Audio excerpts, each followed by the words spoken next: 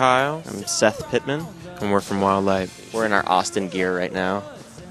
Me dressing for the weather. Dressed for success in Austin.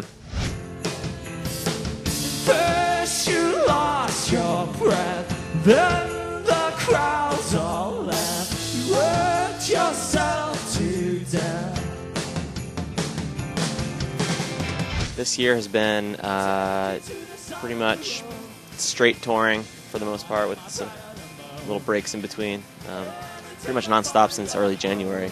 Yeah, we went on the road. It started with our first tour this year was with Tapes and Tapes. It started January 15th in Omaha. And our year began with a nonstop 30-hour drive through 2 midnight blizzards and near-death collision with our trailer spinning out of control. And ever since then, it's been a barrel of laughs. That tour was kind of that way for us, but since then, things have been a little smoother. Sort of each tour, it feels a little better at this point. Like, this tour is the first time since that tour that we've been back out on the club circuit. We did a couple tours did a tour with the Killers and with Doves, and those were bigger venues, and now it's back in these clubs, and it feels good. It's fun. It's like back in the sweated club scene, kind of where we belong right now. And this tour is I think it's the first time this year that I just feel relaxed and comfortable, and I'm not like constantly stressed out, or just constantly kind of on the verge of breaking down.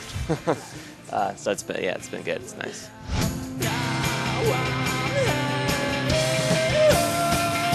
Take you to the side of the road and look for a train road. Mama, now it's safe to come home.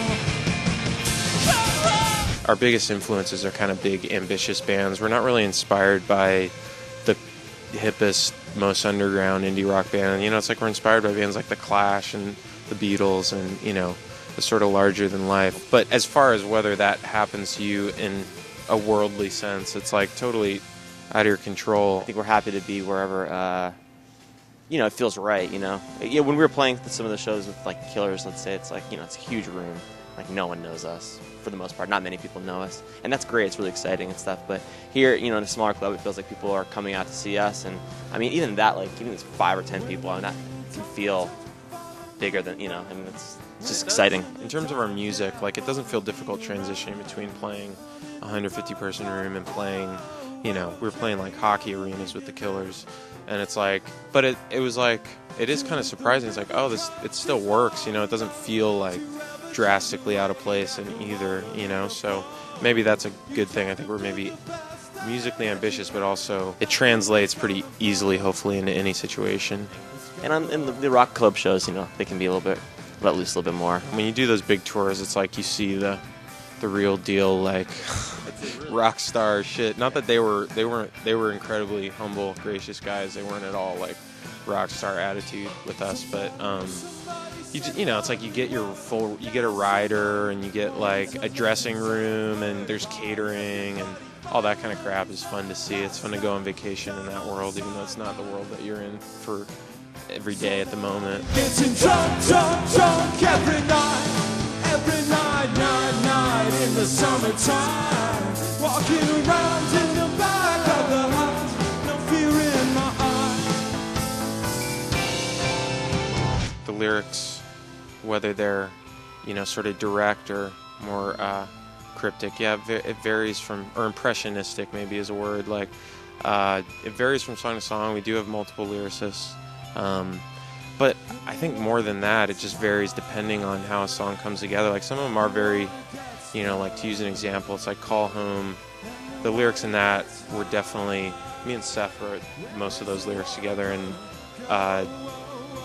the lyrics in that were definitely it was trying to almost have a very specific story, but kind of leave some pieces missing to create some space. That'd be an example of one where maybe there's kind of a story, but then there's others where it's just much more impressionistic, it's just sort of much more kind of just painting a picture that hopefully resonates on some kind of emotional level, but isn't necessarily about a specific situation. And ideally, the two, I think, will complement one another. A song that's more impressionistic will be informed by one that had, there's a story behind it, and vice versa, and then together it creates kind of a bigger picture than if you were really strict and just kind of did one thing, The stories are never literally true though. That's kind of important, I think. It's always there has to be some distance between like topical day-to-day life and, you know, it's like the idea of writing a song that's very specifically about like this thing that happened doesn't, for some reason, doesn't feel right.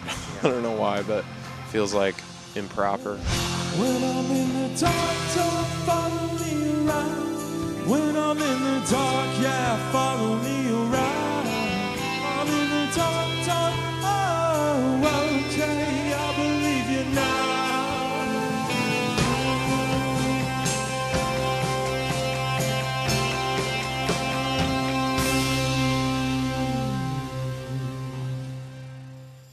This is our first single. It's called California on My Mind. Give me a leg that I can dive into. Bury my head in the shit at the bottom. Fuck today, fuck San Francisco. Fuck California. Woo!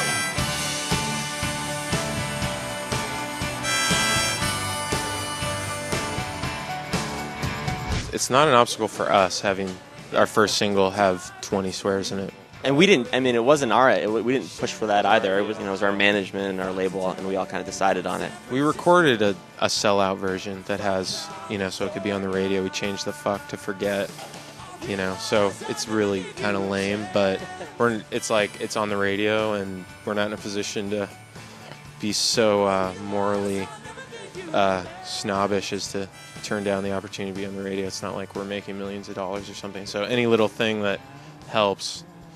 And that helped. I guess it's an obstacle for some when they hear that song on the radio and they come to see us and they're really disappointed by how vulgar the song is. But whatever. What are you going to do? That's the song. We don't feel bad about it. The place where we've had the most success with that song is on satellite radio. It's on Sirius, so. Yeah, and that's the regular version, so really it's all good.